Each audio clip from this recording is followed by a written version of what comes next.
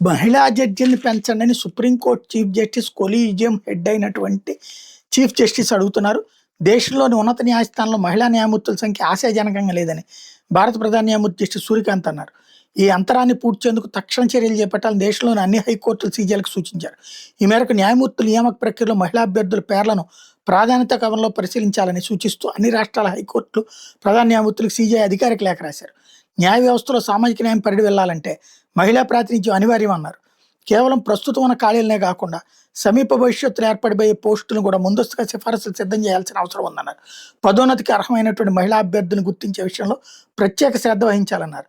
నిర్దేశించిన వయోపరిమితిని ఖచ్చితంగా పాటించలేదని ఏకైక కారణంతో సమర్థులైన అభ్యర్థుల్ని యాంత్రికంగా తిరస్కరించొద్దని కొలీజియన్లకు సూచించారు. అలాగే సీజేఐ లేఖపై హైకోర్టులకు సానుకూలంగా స్పందించినట్టు సంబంధిత వర్గాల ద్వారా తెలిసింది. ఉన్నత న్యాయ వ్యవస్థలో మహిళల ప్రాతినిధ్యం తక్కువగా ఉన్న తరుణంలో సీజేఐ ఈ లేఖ రాయడం ప్రాధాన్యత సంతరించుకుంది.